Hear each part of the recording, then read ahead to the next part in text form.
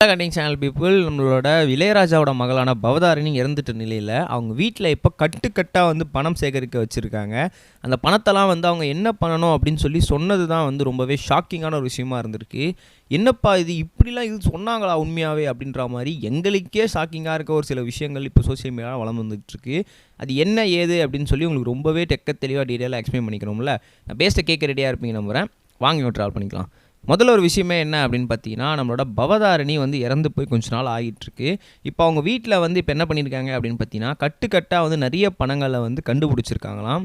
இப்போ அதை வச்சுட்டு அவங்க என்ன பண்ண போகிறாங்க, ஏது பண்ண போகிறாங்க அப்படின்னு பார்த்தீங்கன்னா, ஆல்ரெடி வந்து அவங்க என்ன பண்ணாங்க அப்படின்ற மாதிரி ஒரு சில விஷயம் அப்டேட் ஆகிட்டுருக்கு.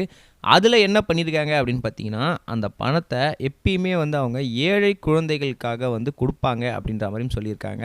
ஏழை குழந்தைகளா, இது என்னது அப்படின்னு கேட்டிங்கன்னா, அவங்க வந்து எப்பயுமே என்ன பண்ணுவாங்க அப்படின்னு பார்த்தீங்கன்னா, அவங்களுக்கு இந்த ஏழை குழந்தைகளுக்குலாம் வந்து பணம் வந்து தானம் பண்ணுறது ரொம்பவே பிடிக்குமாம். அது மட்டும் இல்லாமல் அவங்களுக்கு வந்து சம்திங் அவங்களால படிக்க முடியல, அது மட்டும் இல்லாமல் அவங்களுக்கு ஏதாவது சாதிக்கணுன்ற எண்ணம் இருக்குது, ஆனால் அவங்களுக்கு பணம் தான் ஒரு பிரச்சனை அப்படின்னா அவங்களுக்கு கண்டிப்பாக கொடுப்பாங்களாம். இன்னொரு விஷயம் என்ன அப்படின்னு பார்த்தீங்கன்னா, படிக்க ரொம்பவே ஆசை இருக்குது, ஆனால் வந்து படிக்க தான் முடியல, ஸ்கூலில் சேர முடியல, காலேஜில் சேர முடியல அப்படின்னா கண்டிப்பாக வந்து அந்த பணம் வந்து அவங்களுக்கு உதவியாக இருக்கும் அப்படின்னு சொல்லி அதை அவங்களுக்கு தானமாக கொடுக்குற பழக்கங்கள் நம்மளோட பவதாரணிக்கு கண்டிப்பாக இருக்குது.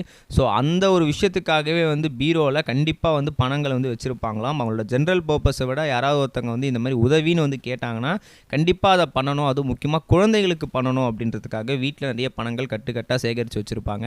ஸோ இப்போ அதை வந்து அவங்க வீட்டில் வந்து கண்டெடுக்கப்பட்டு அதை பற்றியான இன்ஃபர்மேஷன் ஷேர் பண்ணிகிட்டு இருக்காங்க. இதெல்லாம் அவங்க ஏன் பண்ணுறாங்க அப்படின்ற விஷயம் நமக்கு தெரியும். அவங்களுக்கு ஆல்ரெடி வந்து பேபி கிடையாது. ஸோ கண்டிப்பாக வந்து அந்த மாதிரி விஷயத்துக்கு அவங்க வந்து நம்மளுடைய ஊரில் இருக்க குழந்தைல நம்ம குழந்தை அப்படின்ற மாதிரி அதை வந்து அவங்க கஷ்டப்படக்கூடாதுன்னு சொல்லி அதுக்காக தான் செலவிட்டுருக்காங்க. நம்ம நெக்ஸ்ட் வீடியோ சரி போட்டா கைஸ், பை.